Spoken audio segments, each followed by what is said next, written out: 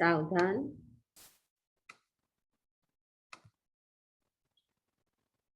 दोनों हाथ जुड़े हुए, आंखें कोमलता से बंद। नमस्कार महामंत्र। ओम ह्रीं नमो अरहंताणं। ओम ह्रीं नमो सिद्धाणं। ओम ह्रीं नमो आयर्याणं। ओम ह्रीं नमो वज्रायाणं। ओम ह्रीं नमो लोये सब्बसाहूनं। ओम ह्रीं नमो अरहंताणं। ओम ह्रीं नमो सिद्धाणं। ओम ह्रीं नमो आयर्याणं। ओम ह्रीं नमो वज्रायाणं। ओम ह्रीं नमो लोये सब्बसाहूनं। ओम ह्रीं नमो अरहंताणं। ओम ह्रीं नमो सिद्धाणं। ओम ह्रीं नमो आयर्याणं। ओम ह्रीं नमो वज्रायाणं। ओम ह्रीं नमो लोये सब्बसाहूनं। येषु पंचणमुक्कारो सब्बपापप्रणाशनो मंगलानं च सब्बेशिं परमं हवै मंगलं। परमं हवै मंगलम्। आराध्य को नमन, समनी वृंद को वंदामि नमनसामि। हम अपने मन की चंचलता को थोड़ा कम करके हमारे उपभोग और परिभोग की बहुत सी वस्तुओं का बिना किसी परेशानी के सहजता से सीमाकरण कर सकते हैं और थोड़ी सी सजगता बरतकर उसे कायम भी रख सकते हैं। फिर भी कभी कभी जाने अनजाने में उन सीमाओं का अतिरेक हो जाता है। उनका प्रमार्जन हम कैसे करें, प्रशिक्षण के लिए मेरा करबद्ध विनम्र निवेदन समनी श्री सन्मति प्रज्ञा जी से। वंदामि नमनसामि।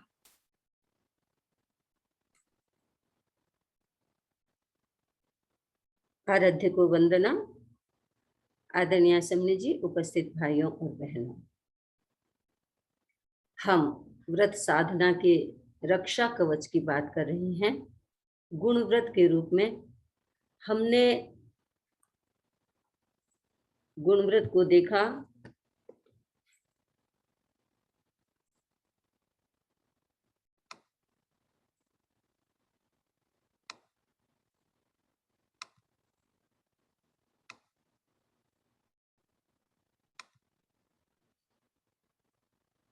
पहला गुण व्रत हमारा था दिग्व्रत, जिसके अंतर्गत हमने दिशाओं में ऊर्ध्व दिशा, अधो दिशा और तिरछी दिशा, इनमें कैसे हम अपना संयम करें उसके बारे में हमने चर्चा की।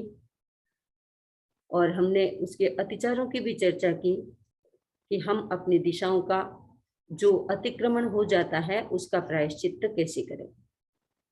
ये व्रत बड़ा उपयोगी है हमारे लिए, क्योंकि जितना इस दुनिया में घूमेंगे, जितना घूमोगे, जितना उतना देखोगे, जितना देखोगे उतना पाने का पुरुषार्थ करोगे, उतनी लालसाएं बढ़ेगी तो पुरुषार्थ भी बढ़ेगा। और जितनी जितनी लालसा बढ़ेगी उतना उतना हमारा विवेक उचित और अनुचित के लिए कभी कभी कमजोर भी बन सकता है। तो ये हमारे संयम का एक पहला चरण है। पूरे विश्व के साथ हमारा कैसा रिलेशन हो और हम कहाँ तक जा सकते हैं। आज कल हमने थोड़ी सी ये भी चर्चा की भोग उपभोग परिमाण की।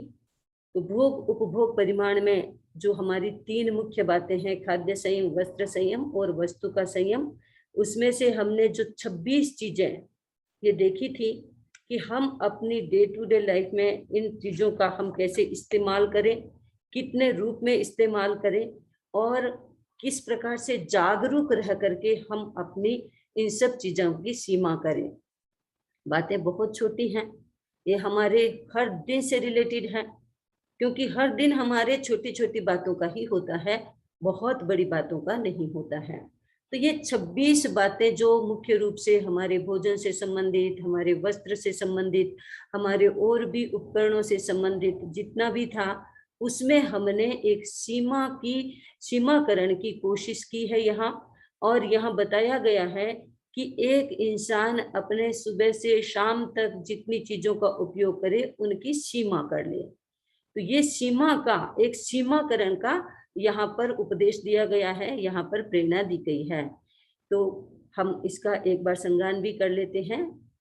पादुकाव सचित्त विधि द्रव्यादिका सीमाकरण, अधिकतम उपभोग और परिभोग का हो परिहरण, त्याग मुझको जिंदगी भर इक करण त्रय योग से, मिला मौका साधना का किसी शुभ संयोग से। ये जो हमने त्याग किया है, ये परिभोग का हमने सीमाकरण किया है, ये बड़ा बड़ा एक सौभाग्य का विषय इंसान का होता है कि उसको ऐसी प्रेरणा मिलती है, और प्रेरणा मिलने के बाद उसको अपने जीवन में अपनाने की एक लालसा, एक ललक पैदा होती है। इंसान दुनिया के दूसरे कामों को तो जल्दी से अपना लेता है, लेकिन त्याग और संयम की बात को अपनाना बड़ा कठिन होता है। जिस किसी के मन में भी ये बात आती है, उसका बड़ा सौभाग्य होता है, उसको शुभ संयोग मिला है कि वो इस तरफ अपने चरण न्यास करता है। तो ये जिंदगी भर एक करण और त्रय योग, करूं नहीं मन से, वचन से, काया से, इस प्रकार इस व्रत का ग्रहण किया जाता है। अपरिमित उपभोग से रहता मनुज संतप्त है, द्विधा भोजन कर्म से व्रत सातवां प्रज्ञप्त है, टालने अतिचार भोजन के यथा अनिवार्य है, तथा कर्मादान 15 कर्मतः परिहार्य है। यहाँ पर यह बताया गया है कि जो भोग उपभोग व्रत है वो 2 तरह से जुड़ा हुआ है, 2 चीजों से जुड़ा हुआ है, एक तो भोजन से और एक हमारे कर्म से, कर्म यानी व्यापार से। अपरिमित उपभोग से रहता मनुज संतप्त है, जिसके पास कोई सीमा नहीं होती, किसी भी प्रकार का कोई संयम नहीं होता, वह व्यक्ति हमेशा हमेशा संतप्त रहता है। यानी उसके भीतर उतनी ही इच्छाएं जागृत रहेगी, तो कुछ इच्छाएं पूरी होती है, कुछ इच्छाएं पूरी नहीं भी होती है। तो इंसान के मन में जब इच्छाएं पूरी नहीं होती है तो मन में दुख भी होता है, मन में चिंताएं भी होती है, और मन में एक प्रकार की हीन भावना भी आती है। तो इस तरह से वो संतप्त रहता है। इंसान 2 तरह से अपने आप का संयम कर ले, एक तो भोजन से और एक कर्म से। ये दोनों के बातें हैं और दोनों के अतिचारों को भी टालना है। तो ये जो बातें हैं यहाँ, एक तो भोजन संबंधी और एक बिजनेस संबंधी, व्यापार संबंधी। तो भोग उपभोग में मनुष्य का जो दृष्टिकोण होता है वो पदार्थ प्रधान होता है। जो व्यक्ति उपभोग परिभोग में ज्यादा रहता है वो पदार्थ में ज्यादा रहता है। कुछ लोग ऐसे होते हैं जो आत्मा के आसपास रहते हैं, कुछ लोग ऐसे होते हैं जो पदार्थ के आसपास रहते हैं। प्रश्न कभी कभी आता है मन में कि पदार्थ ज्यादा शक्तिशाली है या आत्मा ज्यादा शक्तिशाली है, कौन है शक्तिशाली? चिंतन करें तो एक बात तो माननी पड़ेगी कि आत्मा का असर पदार्थ पर इतना ज्यादा नहीं हुआ जितना ज्यादा पदार्थ का आत्मा पर असर हुआ है। लेकिन इस बात को भी हम ये समझ लें कि जब पदार्थ आत्मा पर हावी होती है तो ही तो इस व्रत की उपयोगिता है। यदि ऐसा नहीं है तो व्रत की उपयोगिता भी नहीं है।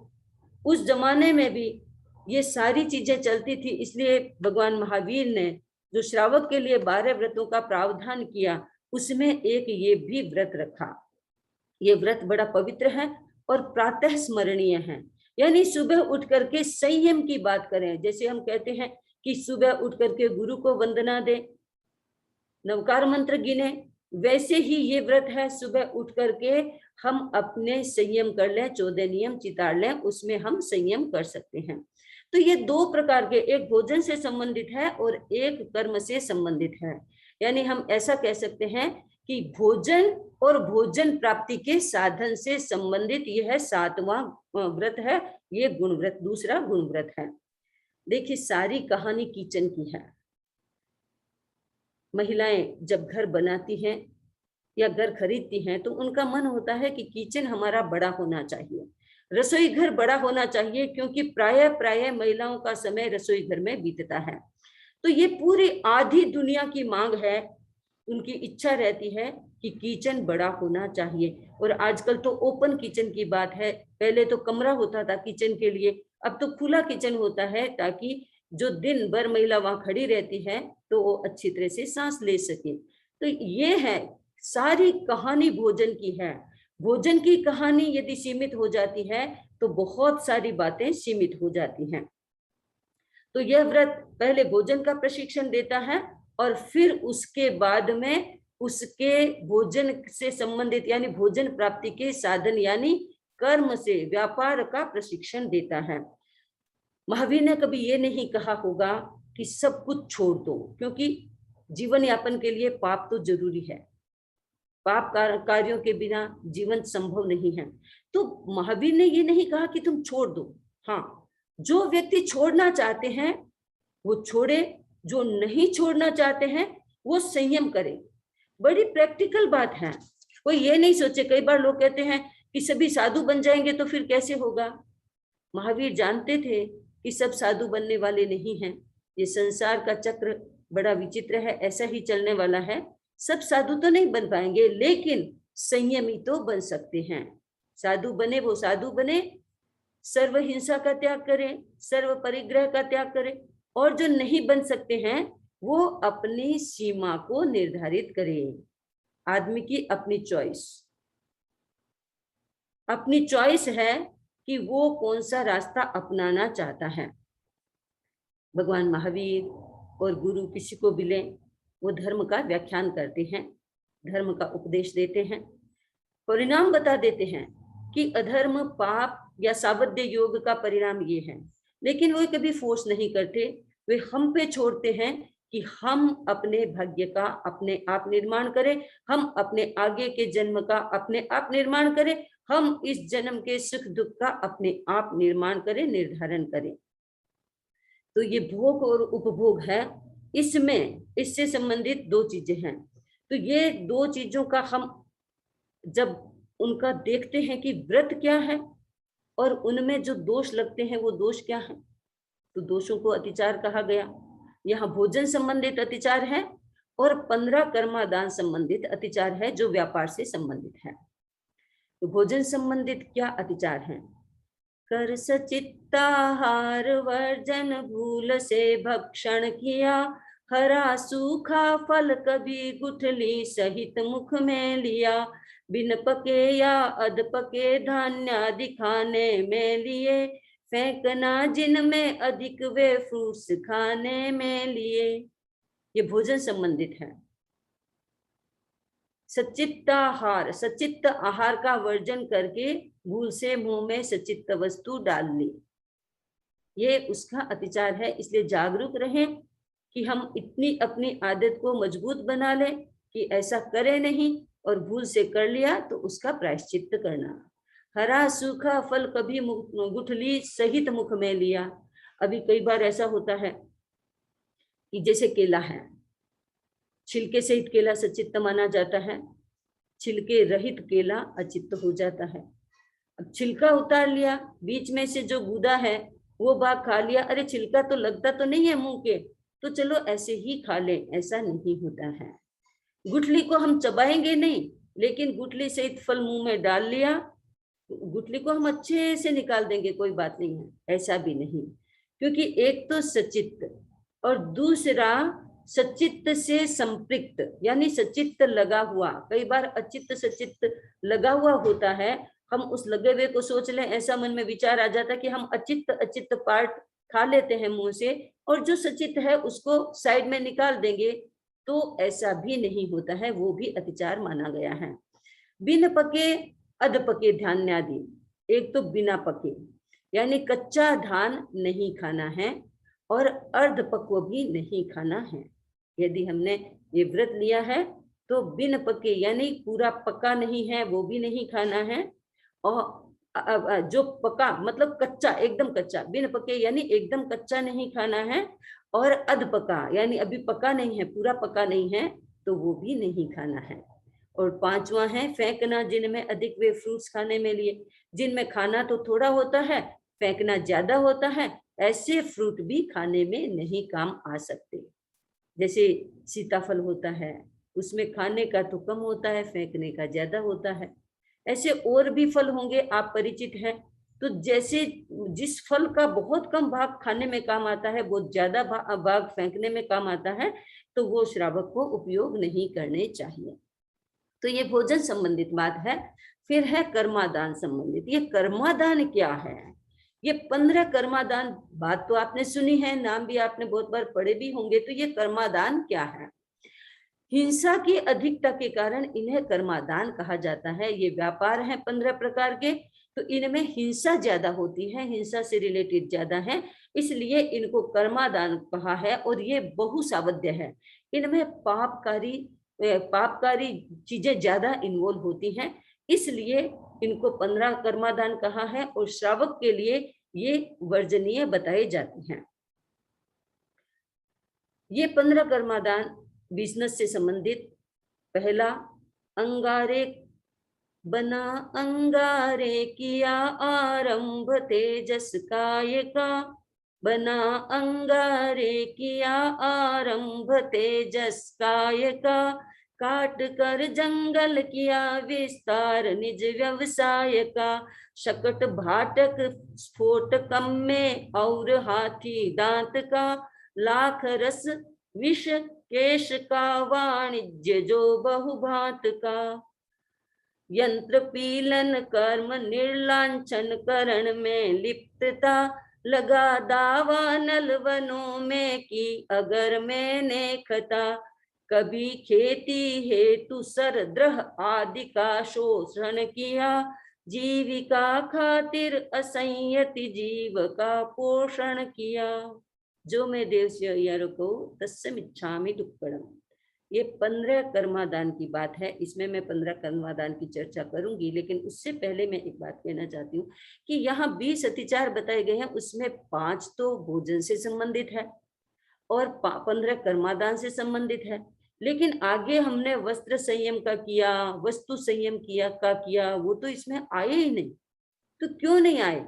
मैं ये खोज रही थी कि आगे संयम तो किया है हमने, उसमें ये बताया है कि खाद्य संयम, वस्त्र संयम, वस्तु का संयम। और जब अतिचार की हम बात करते हैं तो भोजन के 5 अतिचार दिए हैं। तो मुझे लगता है कि भोजन से संबंधित बहुत ज्यादा त्रुटियां होती है। हो सकता है कि वस्त्र और वस्तु के संबंधित नहीं होती होगी, लेकिन इसका उत्तर मुझे शास्त्रीय ढंग से कोई लॉजिकल मिला नहीं। लेकिन मैं अपनी ओर से ये बता सकती हूँ कि इंसान जब त्याग करता है तो भोजन का तो रोजमर्रा जिंदगी से हर दिन 3 टाइम 5 टाइम काम पड़ता है, तो उसके अतिचार होने की ज्यादा संभावना रहती है, इसलिए शायद यहाँ भोजन के अतिचार दिए हैं। अब 15 कर्मादान क्या है ये हमें समझना है। 15 कर्मादान, पहला अंगार कर, अग्निकाय के महा आरंभ वाले काम कौन कौन से? श्रावक को कोयले बनाना, सोना चांदी आदि धातुएं गलाना, ईंट चूना आदि के भट्टे, ये सब चीजें, भट्टे बिठाना, ये सब चीजें, भट्टे माने वो जो ईंटें बनती है, चूना बनता है, तो ये ऐसे काम श्रावकों के लिए करणीय नहीं बताए जाते। दूसरा है वन कर्म, जंगलों को कटवाना, पेड़ों को बेचना, यानी जंगल कटवाते हैं तो पेड़ों को बेचेंगे ही, ऐसा बिजनेस व्यापार करना वन कर्म कहलाता है। और ये श्रावकों के लिए कल्पनीय नहीं है, क्योंकि वृक्ष को कटाने से केवल एक वृक्ष की जान नहीं जाती है, उस पर अनेक त्रस्तकाय जीवों का अड्डा होता है, पशु पक्षियों का, उसके नीचे पशु बैठते हैं, उसके ऊपर पक्षी बैठते हैं, और कई पशु भी बंदर जैसे उन पे बैठते हैं। इस तरह से कितनों का घर उजड़ता है।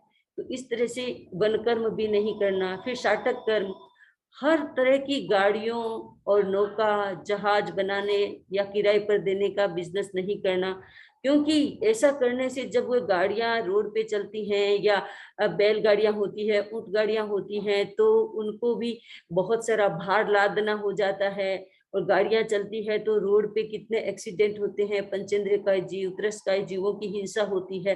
तो इसलिए ऐसे काम भी श्रावकों को नहीं करना। फिर जहाज का पानी में चलते हैं, तो पानी में चलते हैं तो कितने जीव जंतु उसमें मर सकते हैं, उसमें उनका घात हो सकता है।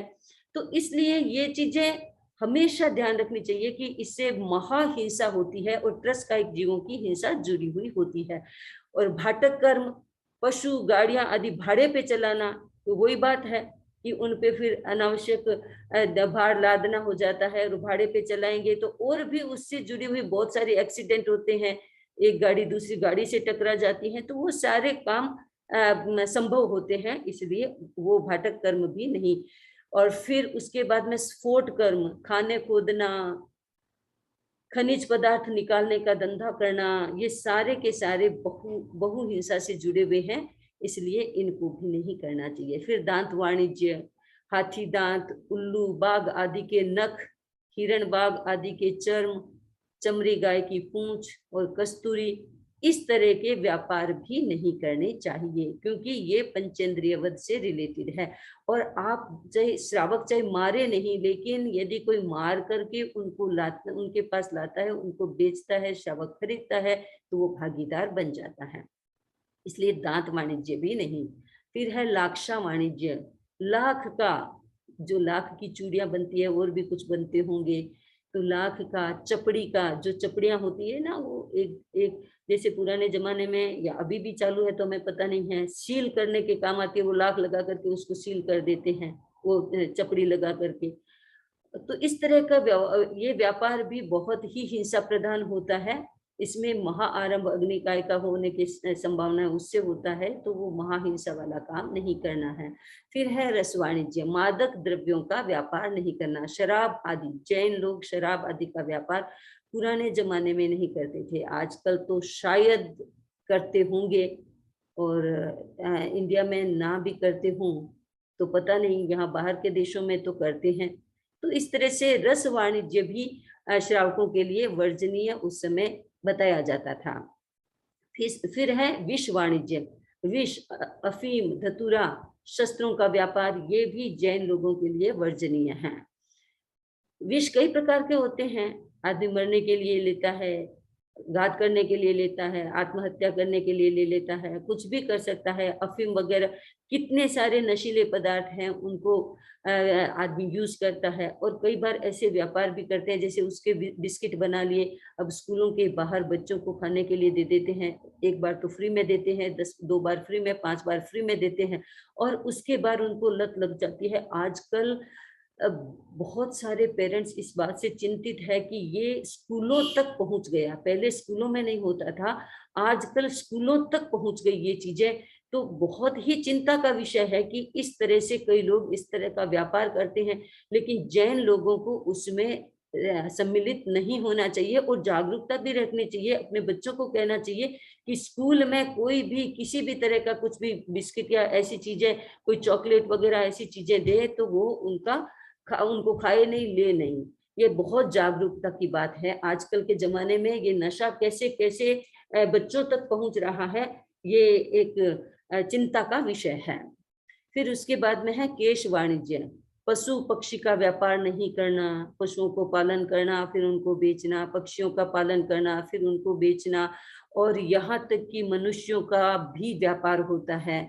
तो जैन लोग मनुष्यों का व्यापार भी, दास दासियों का, पहले जमाने में दास दासियां बिकती थी, और अब आज के जमाने में भी ऐसे रूप बदले हैं, चेहरे बदले होंगे, लेकिन पैकेज वही है, बाहर का बदल गया लेकिन अंदर तो वही चीज है। तो ये चीजें, इस सब व्यापारों में जैन लोग इन्वॉल्व ना हो।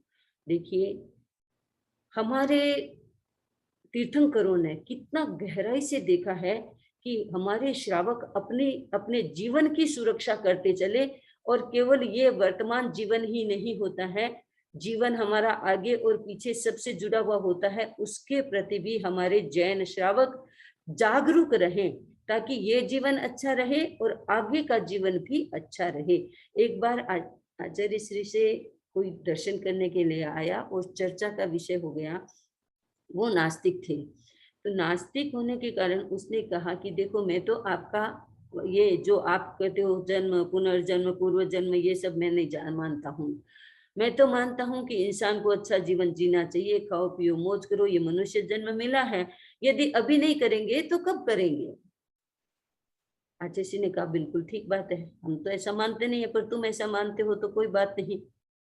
मान लो कि जो तुम्हारी थ्योरी सही है तो कोई बात नहीं है। उसने ये कहा था कि आप क्यों ऐसा कष्ट लेते हैं, इतनी साधना करते हैं, पैदल चलते हैं और इतने भूखे रहते हैं और इतने एक कपड़े दो कपड़े की ड्रेस में रहते हैं, आप ऐसा क्यों करते हैं, क्यों कष्ट देते हैं, आगे जीवन तो है नहीं। तो आचार्य ने कहा कि मां ठीक है, हम तो ऐसा विश्वास नहीं करते हैं, पर मान लो कि हमारी थ्योरी, तुम्हारी थ्योरी ठीक हुई तो कोई बात नहीं, हमने तो केवल अपने शरीर को ही कष्ट दिया है, ज्यादा कुछ किया नहीं है।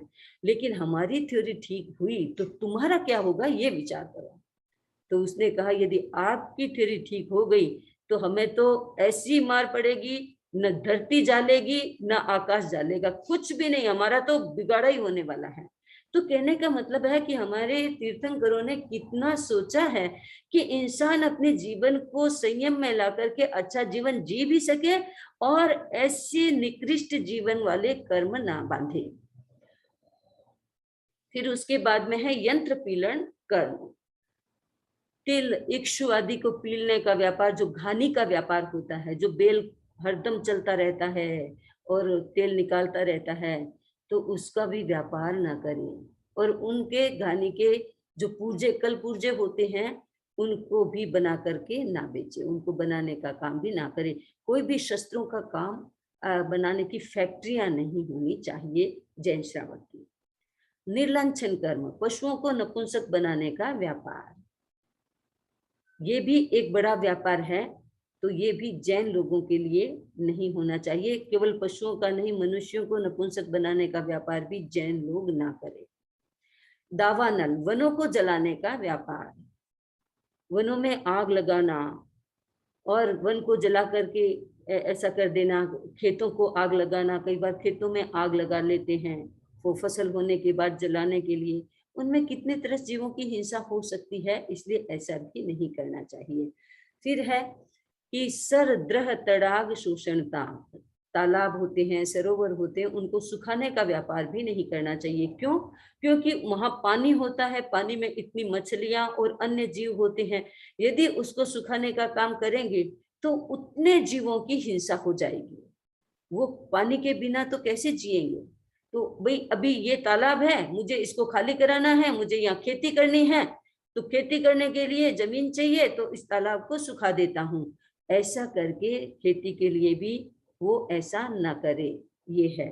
और 15वां कर्मादान है असती जन पोषणता, असत व्यक्तियों का पोषण, जो न समाज के लिए उपयोगी है न देश के लिए उपयोगी है, ऐसे व्यक्ति उनका पोषण ना करे, उनको शरण ना दे।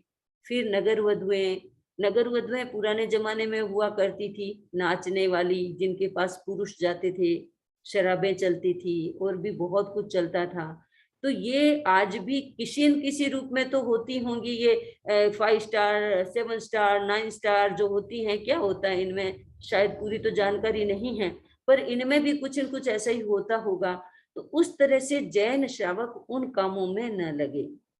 फिर वेश्याओं को प्रोत्साहन न दे, न तो गमन करे और न वो बिजनेस करे। और फिर पशु पक्षी पालन न करे, क्योंकि पशु पक्षी पालन कर करके और बेचना, ये भी एक बहुत ही हिंसा प्रधान काम है। फिर है अपराधी के पोषण का व्यापार, फिर अपराधी लोगों को शरण न दे। हाँ भाई मैं तुम्हें सुरक्षित करता हूँ, तुम मुझे पैसे दे देना। हाँ भाई तुम्हें इतना पैसा, लोगों के पास पैसा कई बार बाहर से भी आ जाता है, भाई भारत में तुम उद्यम मचाओ, अशांति मचाओ, भारत में तुम विस्फोट करो। जैन श्रावक ऐसा काम नहीं कर सकते। तो इन सब कामों में जैन श्रावक लिप्त ना रहे। क्यों लिप्त ना रहे? क्योंकि इसमें हिंसा ज्यादा होती है, और हिंसा नहीं, महाहिंसा, महापरिग्रह महाहिंसा का ज्यादा इसमें रहता है, इसलिए ना करें। तो कई बार लोगों के मन में आता है कि जैन श्रावक तो पिछड़े हुए रह जाएंगे, बड़े व्यापार बिजनेस तो कर ही नहीं पाएंगे। मन में प्रश्न हो सकता है कि जैन श्रावकों तो आपने पिछड़ा दिया है, जैन श्रावक तो आगे बढ़ ही नहीं सकते। लेकिन आगे बढ़ने और पीछे रहने का अपना अपना सोचने का तरीका है। हम किस तरह से अपने आप को सोचते हैं, केवल आर्थिक प्रोग्रेस ही रियल प्रोग्रेस है उसका सोचते हैं, या हमारे जीवन की अपनी सुरक्षा, हमारी आत्मा की सुरक्षा भी होनी चाहिए, उसका भी हम सोचते हैं। ये अलग अलग डिपेंड होती है। लेकिन श्रावकों के लिए कम से कम 2-3 बातों का विशेष ध्यान रखना चाहिए इस व्रत के अंतर्गत, कि अशुद्ध साधन से अर्थार्जन न हो। साधन की शुद्धि जरूर होनी चाहिए। अशुद्ध नकली माल आ गया तो आदमी खुश होता है, पैसा कमा लेंगे। आपने कभी कोई अपने अपने पुस्तक में पढ़ा होगा, हमारे एक श्रावक हुए हैं, डूंगरगढ़ के श्रावक डॉक्टर जेठमल जी, जो अपने जमाने में पहले डॉक्टर शायद उस पट्टी के रहे होंगे। तो डॉक्टर जेठमल जी भंसाली जो अनुव्रती थे, आचार्य तुलसी के पक्के अनुव्रती थे, उनके व्यापार में एक बार कोई पिपरमेंट का जो बिजनेस, पिपरमेंट चाहिए था, तो वो नकली पिपरमेंट आ गया। मुनीम से कुछ पूछा होगा, पूछताछ की होगी, तो मुनीम जी ने, अभी मुनीम जी तो होते हैं तो वो पैसा कमान करके देने का तभी सेठ खुश होंगे, तो उन्होंने उसको जस्टिफाई करने की कोशिश की होगी। लेकिन उन्होंने कह दिया कि नहीं, नकली माल है, मैं अशुद्ध साधन से पैसा नहीं कमाऊंगा। और ऐसा ऐसा पढ़ने को मिलता है कि उन्होंने कहा कि ये सारा का सारा नकली जो पिपरमेंट है उसको पानी में बहा दिया जाए। लाखों का माल रहा होगा और उसको ऐसे ही पानी में बहा देते हैं। ऐसा करेज भी होना चाहिए श्रावकों में। इससे कई बार ऐसा नहीं होता है कि आपको बहुत बड़ा कोई लॉस हो जाएगा, लेकिन आपके मन को इतना बड़ा संतोष मिलेगा और इतना भीतर में अपने आप का एक सेल्फ कॉन्फिडेंस और जो स्वाभिमान है, वो स्वाभिमान इतना बढ़िया रहेगा कि आपको वैसा करके भी अफसोस नहीं होगा। आपको खुशी महसूस होगी कि मैंने एक गलत काम करने से या गलत रूप से अर्थार्जन करने से अपने आप को रोका। ऐसे ऐसे श्रावक जो होते हैं वो गुरुओं की कृपा के पात्र होते हैं, और वो अपनी आत्मा की कृपा के भी पात्र होते हैं। दूसरा, कि बहुत हिंसा से जो अर्थार्जन होता है उसको भी रोक देना। तो इसके लिए मैं अपने श्रावक एक हुए हैं सरदार शहर के संपतमल जी दूगढ़, उनका ऐसे पढ़ने को मिलता है कि उनका बाहर भी, भारत से बाहर भी बिजनेस था, और उनके जो बिजनेस था तो वो माल उनका भारत में आता तो जहाज के माध्यम से आता, समुद्री रास्ते से आता। उनके जब उन्होंने ये जाना कि इसके भीतर जब जहाज आते हैं तो समुद्र के अंदर अनंत जीव होते हैं, मछलियां होती है, मगरमच्छ होते हैं, और भी कई प्रकार के जीव होते हैं। वो कट भी जाते होंगे, मर भी जाते होंगे, घायल भी हो जाते होंगे। कितनी हिंसा होती है पंचेंद्रिय जीवों की। और जब उनकी ये समझ में आया तो उन्होंने उसको भरे पूरे सारे के सारे बिजनेस को उन्होंने छोड़ दिया। तो ऐसे ऐसे भी हमारे श्रावक होते हैं जिनको ये जब दो चॉइस होती है कि एक तरफ बहुत अर्थार्जन होता है लेकिन हिंसा प्रधान है, महाहिंसा प्रधान है, पंचेंद्रिय वध है, तिरस्कार से संबंधित है, तो वो क्या डिसीजन करे। और दूसरी तरफ थोड़ा सा लॉस भी है, मतलब उतना पैसा कमाई में नहीं आएगा, तो क्या चूज करे, क्या हमारी चॉइस है कि हम किसको सिलेक्ट करते हैं। तो ये श्रावक जो ऐसे ऐसे हमारे तेरापंथ धर्म संघ में अनेक श्रावक ऐसे हुए हैं जो आचार्य तुलसी के, आचार्य महाप्रज्ञ जी के, आचार्य महाश्रमण जी के जमाने में हैं, और ऐसे ऐसे अच्छे तरीके से समाज में एग्जाम्पल बने हैं जिनका जीवन पढ़ करके कई लोगों को प्रेरणा भी मिल सकती है। और तीसरी बात इस व्रत से ये है कि आदमी अपने भोग के लिए, व्यक्तिगत भोग के लिए आदमी बिजनेस, व्यापार या पैसा इकट्ठा ना करे।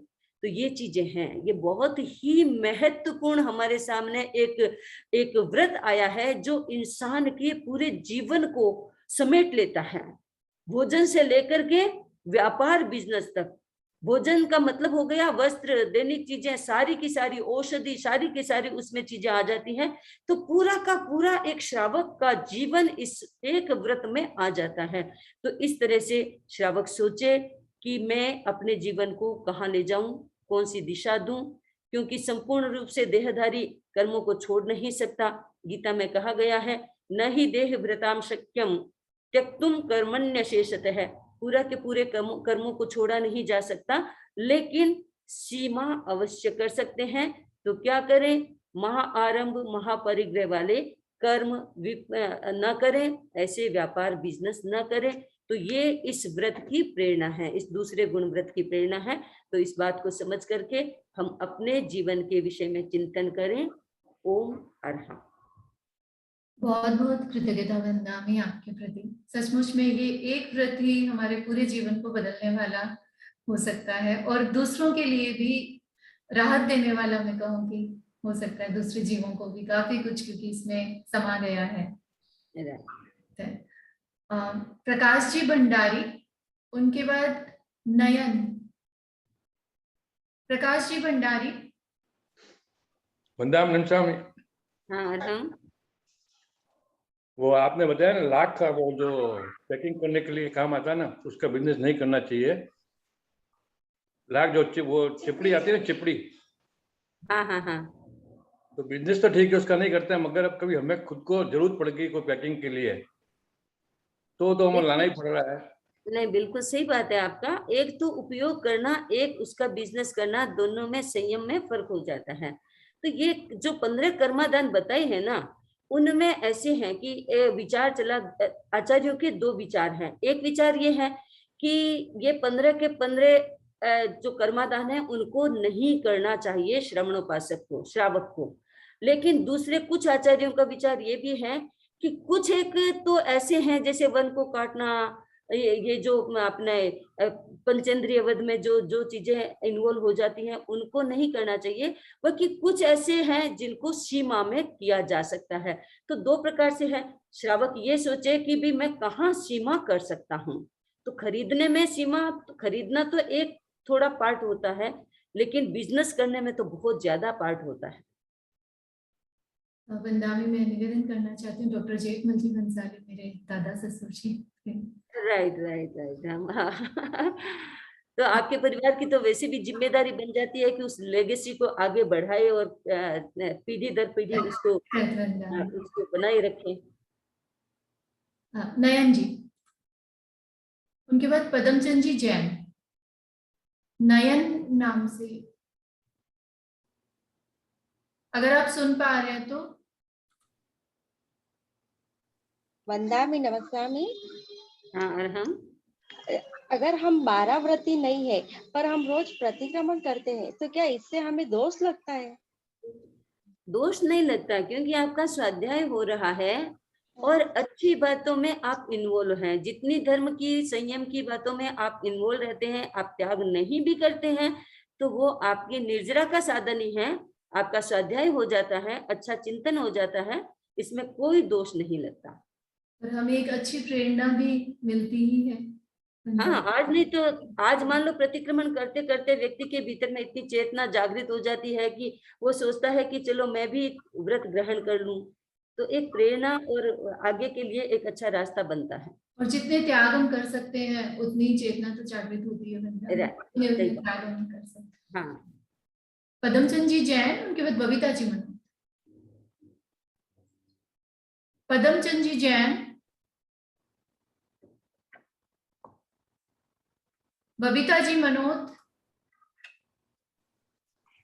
वंदामी नमन स्वामी। हाँ, और हम वो 12 वर्ष श्रावक के लिए साल भर में एक पोषक कंपलसरी होता है या कैसे? हाँ हाँ, वो तो कंपल्सरी है, तभी तो आपका पौषध व्रत पूरा होगा, नहीं तो पौषध व्रत पूरा नहीं होता है। वैसे तो श्रावकों के लिए हर पक्षी को करना चाहिए, लेकिन मिनिमम वो है कि कम से कम साल में एक बार कर लो। बहुत बहुत कृतज्ञता वंदामी आपके प्रति। कृतज्ञोस्मि, कृतज्ञोस्मि, कृतज्ञोस्मि। हम सभी आपके प्रति बहुत बहुत आभारी हैं। हमने एको रुख, लंबे कर्ण, सिंहमुखी, वारामुखी आदि अंतर्द्वीपों और उनमें रहने वाले मनुष्यों के बारे में जाना, और कौन कौन सी मनुष्य की जातियां अंतर्द्वीपों में रहती हैं और उनकी और क्या क्या विशेषताएं हैं, जानकारी प्रदान करने के लिए मेरा करबद्ध विनम्र निवेदन समने श्री जयंत प्रज्ञा जी से। वंदामि नमस्सामि।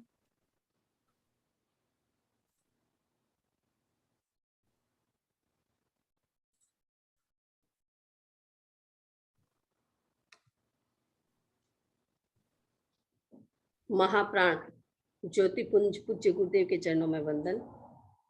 आदरणीय सम्मी जी, उपस्थित भाइयों और बहनों,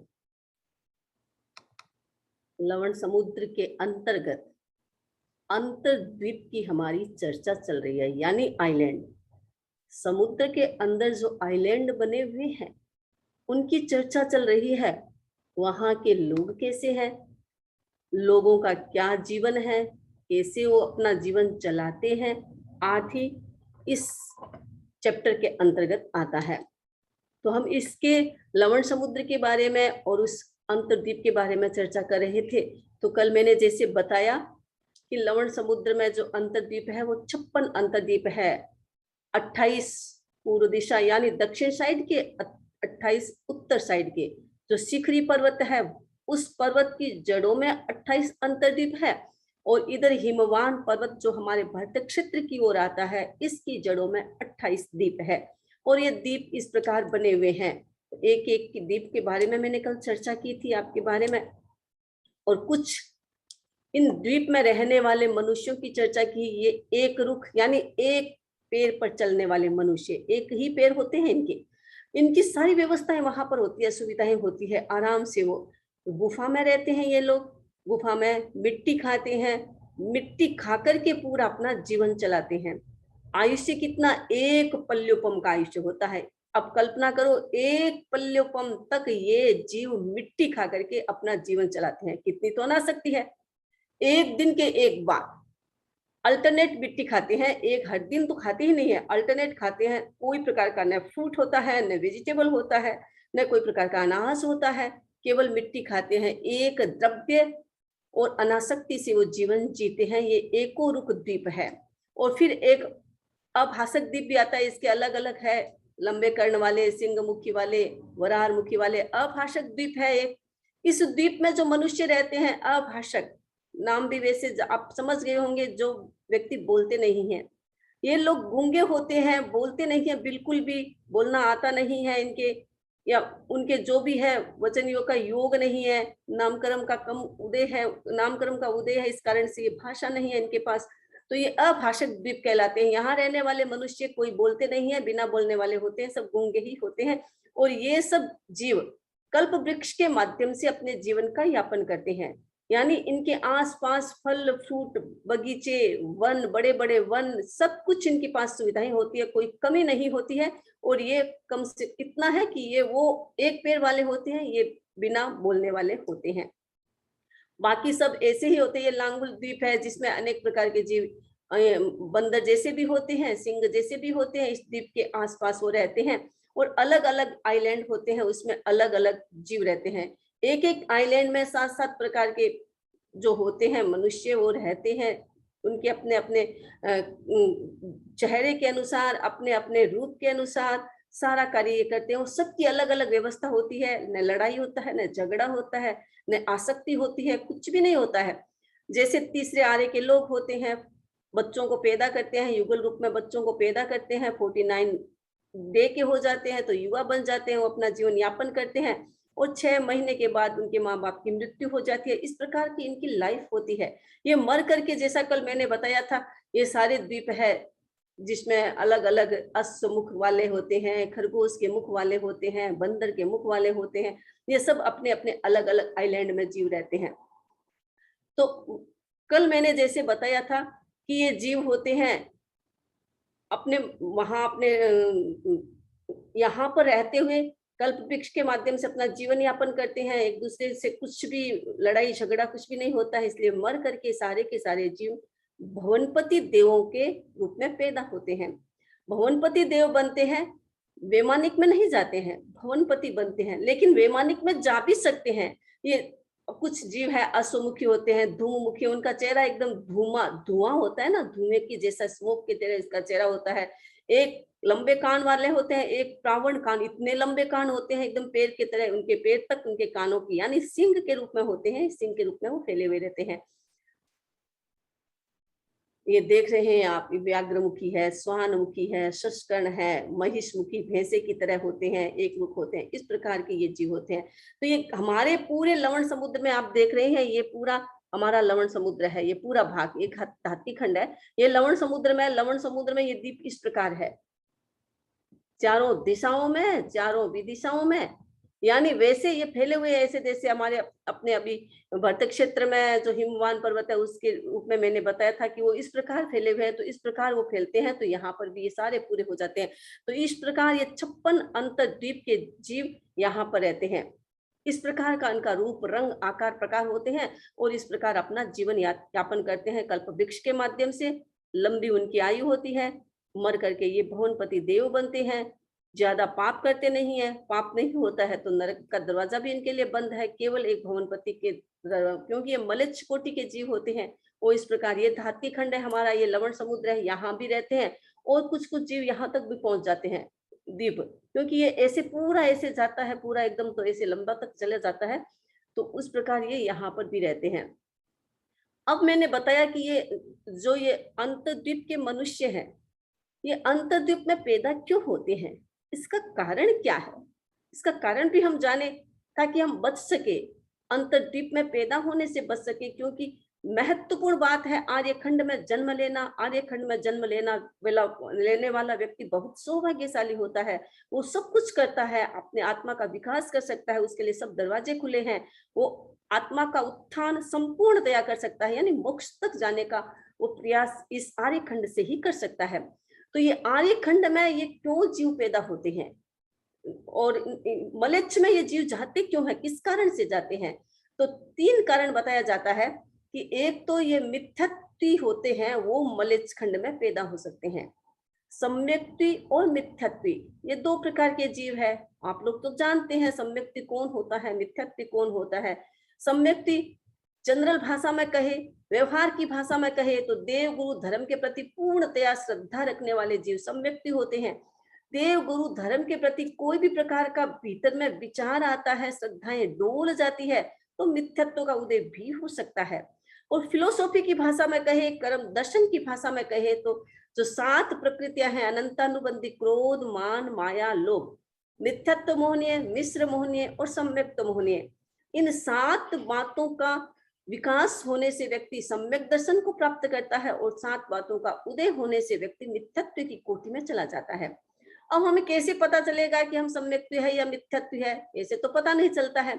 तो एक जनरल भाषा बताई है, परिभाषा बताई है कि आपका किसी के साथ कोई मनमुटाव हो गया है, कोई लड़ाई झगड़ा हो गया है, कोई इस प्रकार के भाव आ गए, या किसी ने आपके साथ गलत व्यवहार किया है, तो आपके मन में उसके प्रति प्रतिशोध का भाव आ गया है। अब आने के बाद विचार तो आ सकते हैं, क्योंकि अभी हम वीतराग नहीं है, छद्मस्त है, विचार तो छद्मस्त को आ ही सकते हैं। और फिर क्रोध, मान, माया, लोभ सब तो विद्यमान है, कसाई तो इतनी विद्यमान है, तो कुछ भी हो सकता है। तो विचार तो आ जाता है, लेकिन विचारों को बढ़ावा नहीं देना, उन्हें विकसित नहीं करना, उन्हें आगे नहीं ले जाने देना, तो व्यक्ति मिथ्यात्व बच सकता है। यानी कोई प्रकार का विचार आ गया, हिंसा का विचार आ गया, कभी किसी ने मेरे साथ गलत व्यवहार कर दिया, तो मेरे मन में आया कि अब इससे कभी बात नहीं करना जीवन भर, चाहे कितनी भी परिस्थिति आए, कितना ही कोई समझा ले, लेकिन मन में होता है कि नहीं, उससे तो मैं बात ही नहीं करूंगा, एकदम भीतर से इतना रिजिड हो जाता है। और बताया जाता है, टाइम पीरियड बताया जाता है कि इसका भी टाइम पीरियड है, इतने काल के बाद तक आप अगर उससे खमना नहीं करते हो, तो फिर आपके अनंतानुबंधी क्रोध, मान, माया, लोभ का उदय आ जाएगा, फिर आप सम्यक्त्व से मिथ्यात्व बन सकते हैं। तो 1 साल का उसमें टाइम पीरियड देते हैं कि 1 साल, यानी छम्मश्री महापर्व आता है, क्षमायाचना का दिन आता है, उस दिन संपूर्ण जीव जगत से हम खमना करते हैं। मानसिक रूप से कर लेते हैं, वाचिक रूप से कर लेते हैं, लेकिन इन पर्सन नहीं करते हैं, फेस टू फेस नहीं करते हैं, जिनसे होता है उससे नहीं करते हैं। तो मन में, इसका मतलब मन में कोई न कोई विकार का भाव है, मन में कोई न कोई अहंकार विद्यमान है, कोई प्रतिशोध का भाव विद्यमान है, इस कारण से हम नहीं करते हैं। तो मिथ्यत्व का उदय हो सकता है। तो मिथ्यत्व का उदय होने के बाद अगर उसका आयुष्य का बंधन होता है तो मिथ्यत्व के लिए सभी दरवाजे खुले हैं। नरक में भी जा सकता है, वो त्रियंश में भी जा सकता है, मनुष्य भी बन सकता है, चारों प्रकार के देवता भी बन सकता है। मिथ्यत्व वैमानिक में भी जा सकता है, ऐसा नहीं जा सकता, वहां भी जा सकता है। लेकिन ये मलेच्छ के दरवाजे भी उसके लिए खुले हैं। आर्य खंड में पैदा न होकर के मलेच्छ खंडों में पैदा होते हैं, और फिर ये अंतर्द्वीप समुद्र में, जहां धर्म का कोई स्थान नहीं, धर्म की कोई बात नहीं, वहां भी पैदा हो सकते हैं। एटमॉस्फेयर मिलता है तो व्यक्ति थोड़ा विकास ज्यादा करता है, नहीं तो वो व्यक्ति ही विकास कर सकता है जिसके पीछे कर्मों का अच्छा उदय होगा, तो ही वो विकास करता है, अदरवाइज वो विकास नहीं कर सकता। तो वो मलेच्छ खंडों में पैदा हो सकते हैं। तो मलेच्छ खंड में जाने का, ये अंतर्द्वीप में पैदा होने का एक कारण बताया है मिथ्यत्व का आचरण, मिथ्यत्वी व्यक्ति। दूसरा कारण बताया है कि जो व्यक्ति व्रतों की निंदा करता है, यानी समझ लो श्रावक के 12 व्रत है, साधु के 5 महाव्रत है, और भी व्रत है, कोई भी व्यक्ति व्रत एक्सेप्ट करता है तो उसकी निंदा करना, साधुओं की निंदा करना, साधुओं की उतरती करना।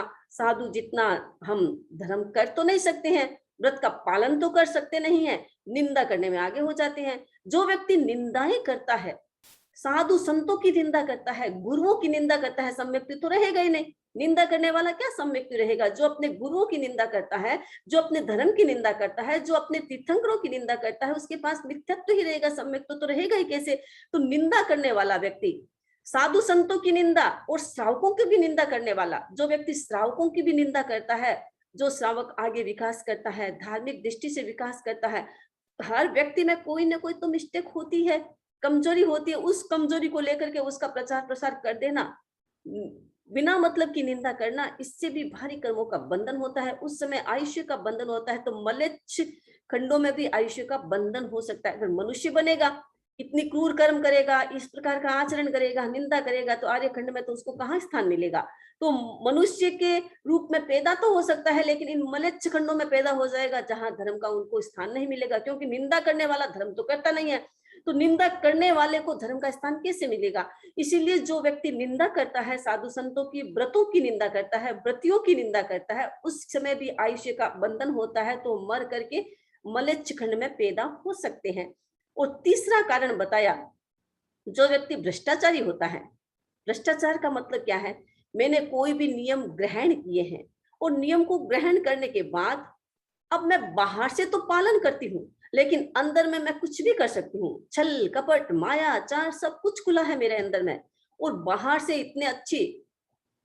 इससे मतलब क्या हुआ? ये भ्रष्टाचार। यानी बाहर से तो लगेगा ये बड़ा आदमी अच्छा है, इतना सज्जन है, भीतर में कुछ भी कर सकता है, अपने स्वार्थ के लिए कभी किसी का गला काट सकता है, कभी किसी को खोखला कर सकता है, कभी किसी के साथ कुछ भी व्यवहार कर सकता है।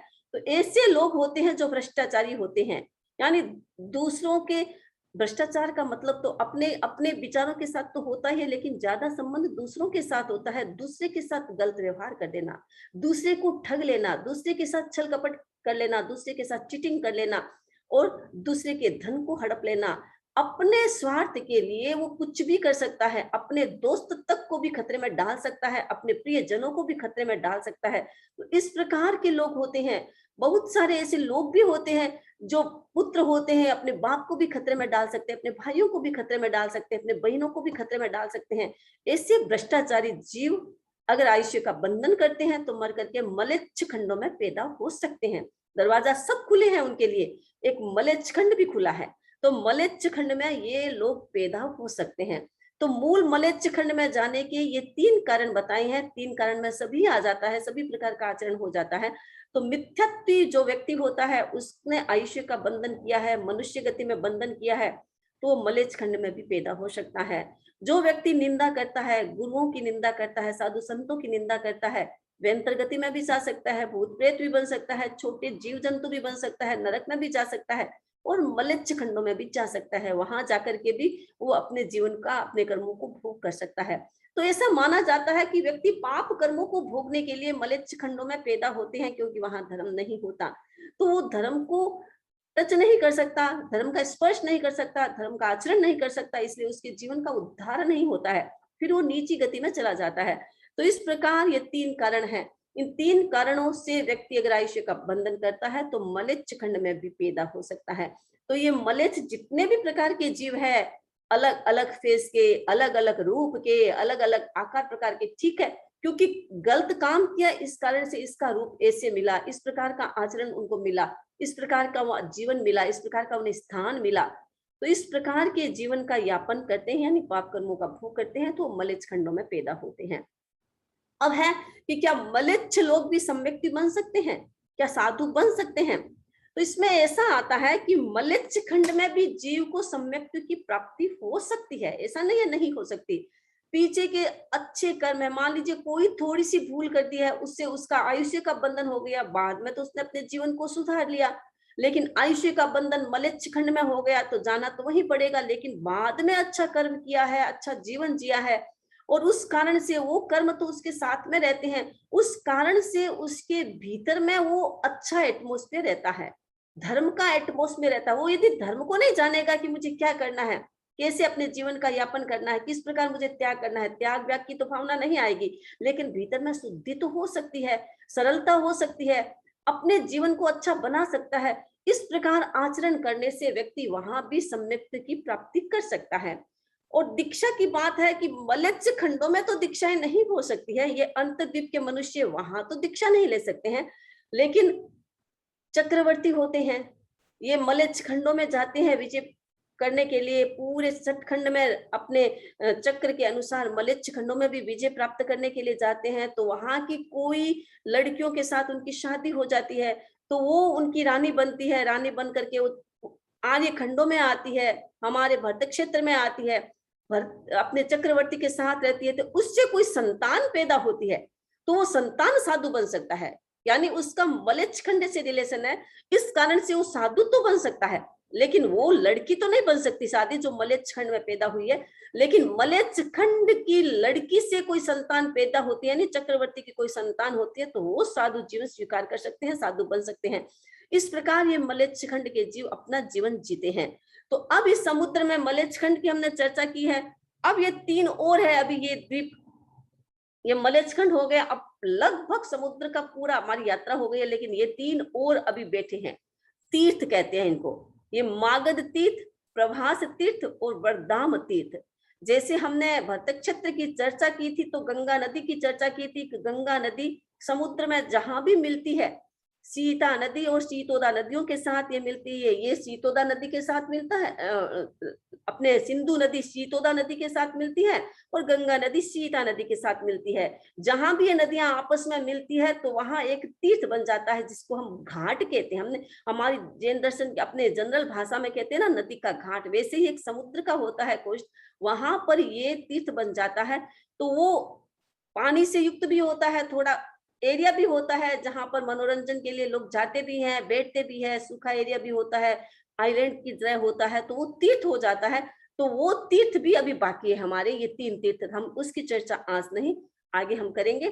तो ये तीर्थ क्या है, इसका महत्व क्या है, आगे इसमें कौन जाते हैं, कैसे होता है, इसकी चर्चा हम आगे करेंगे। आज मैं अपनी बात को यहीं संपन्न करती हूँ। बहुत बहुत कृतज्ञता वंदनामी आपके प्रति। हम ये अंतर्द्वीपों के बारे में तो जान ही रहे हैं, और हमने आज ये भी जाना कि हम ऐसे कर्म ना करें जिनसे कि हमें यहाँ पर जन्म लेना पड़े।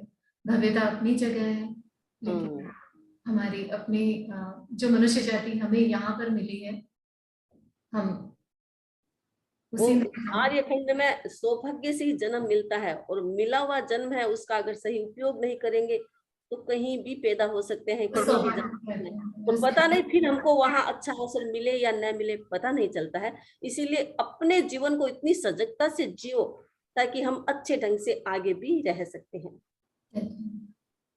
धनराज जी टाटिया। वंदामी नमस्सामी। हाँ, हम ये आपने 3 कारण बताए 56 अंतर्द्वीप में पैदा होने के, तो वही कारण 30 अकर्म भूमि में पैदा होने के भी शायद वही कारण होंगे। अकर्म भूमि में मतलब ये अकर्म भूमि है मलेच्छ खंड, जितने भी मलेच्छ खंड होते हैं अकर्म भूमि, लेकिन सारी मलेच्छ खंडों में अकर्म भूमियों में सारे ये कारण नहीं है।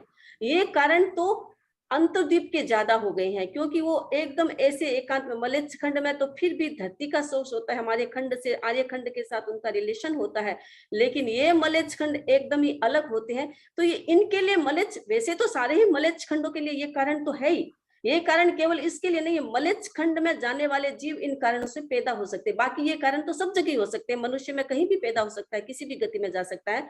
तो सारे मनुष्य मलेच्छ खंड में जाए तो ये कोई कारण नहीं है कि जरूरी नहीं है इसी कारण से होते हैं, लेकिन ये अंतर्द्वीप के ज्यादातर वहां के जीवों के लिए आता है कि मलेच्छ खंड में जाएंगे तो ऐसे कर्म करने से ही मलेच्छ खंड मिलता है उनको।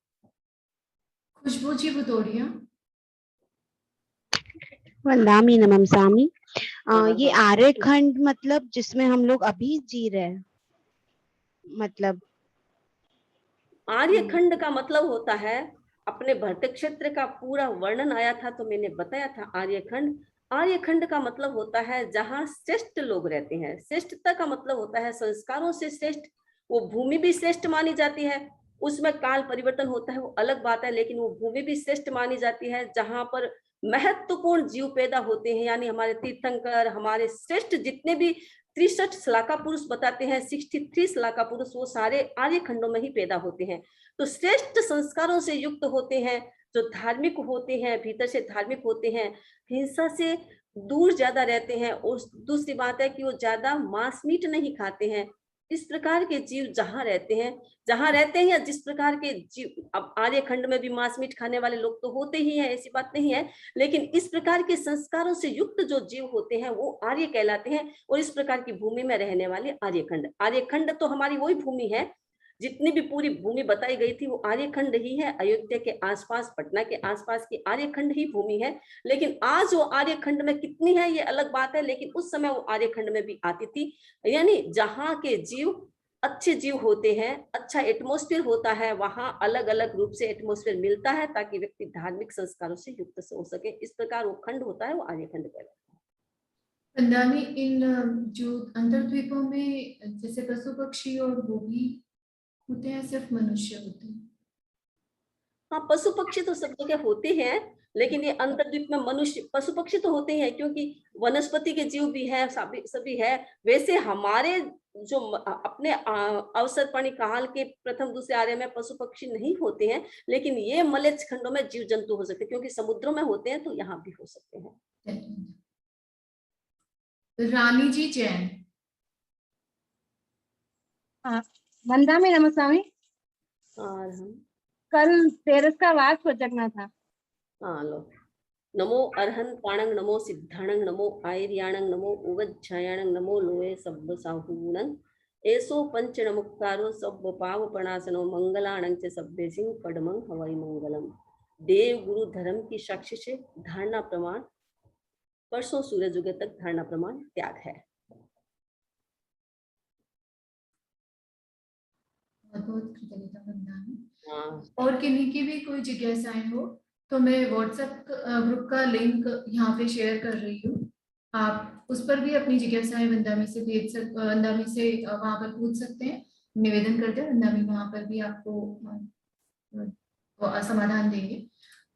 कुसुम जी दुग्गड़। वंदामी नमस्कार है। हाँ, जैसे मैंने बारी का बात किया था, आज 12 था, लेकिन मुझे याद नहीं रहा, पंचांग के हिसाब से मेरे को लगा 11 है, तो मेरा वो बात खंडित हो गया, तो उसका कुछ प्रैक्टिस होता है या फिर कल 13 का कर सकते हैं? मतलब आप 12 को करने का ही संकल्प था क्या?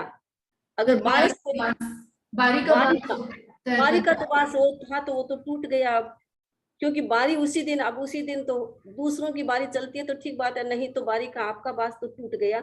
अब दूसरे दिन करने के तो जिससे बारी लिखाई आप उनसे पूछो कि मैं कर सकती हूँ क्या। वैसे बारी का बास जिस दिन लिखाया होता है उसी दिन करना होता है, नहीं कर सकते हैं, भूल गए हैं तो वो बारी का बास तो टूट जाता है। बाकी का लिखाने का क्योंकि आपका संकल्प नहीं है, लिखा है जिन्होंने आपकी बारी में, तो आप इनको पूछे कि अब मुझे कब करना है। वो प्रायश्चित के बारे में भी पूछ रहे हैं। प्रायश्चित उनका संकल्प थोड़ी था, मतलब त्याग थोड़ी था। एक तो त्याग होता है ना कि मैं 12 को मतलब उपवास करूंगा, त्याग लिया हुआ होता है, संकल्प लिया होता है, तब तो अलग बात है। त्याग नहीं लिया है, केवल बारी लिखाई होती है तो उसमें त्याग नहीं होता है, उसमें एक व्यवस्था होती है। तो उससे वो दंड नहीं आता है, बारी लिखाने से दंड नहीं आता है। अगर त्याग कर दिया है तो फिर तो वापस आपको एक उपवास ही करना पड़ता है। बहुत बहुत कृतज्ञता वंदामी। अब मेरा करबद्ध विनम्र निवेदन वंदामी से मंगल मंगल पाठ। सावधान, आंखें कोमलता से बंद, श्वास मन, शरीर को स्थिर रखेंगे, विचारों को एकदम शांत रखेंगे। नमो अरहंताणं, नमो सिद्धाणं, नमो आयर्याणं, नमो उवज्झायाणं, नमो लोये सब्बसाहूणं। एसो पंच नमुक्कारो सब्ब पावकणासनो मंगलाणं च सब्बेसिं पडमं हवै मंगलम्। चत्तारि मंगलम अरहंता मंगलम, सिद्धा मंगलम, साहू मंगलम, केवली पन्नतो धम्मो मंगलम। चत्तारि लोगुत्तमा, अरहंता लोगुत्तमा, सिद्धा लोगुत्तमा, साहू लोगुत्तमा, केवली पन्नतो धम्मो लोगुत्तमो। चत्तारि शरणं पवज्जामि, अरहन्ते शरणं पवज्जामि, सिद्धे शरणं पवज्जामि, साहू शरणं पवज्जामि, केवली पन्नतं धम्मं शरणं पवज्जामि। विघ्नहरण मंगलकरण स्वाम भिक्षुनो नाम, गुण ओळख समरण किया, सरय चिंत्या काम, अंगूठे अमृत वसे, लब्धि तना भंडार, श्री गुरु गौतम समरिये, वांछित फलदाता, संभवनाथाय नमः, संभवनाथाय नमः, संभवनाथाय नमः। ओम अरहं। कृतज्ञोस्मि, कृतज्ञोस्मि, कृतज्ञोस्मि। हम सभी आपके प्रति बहुत बहुत आभारी हैं। वंदामी नमन सामी। हाँ, अरहम।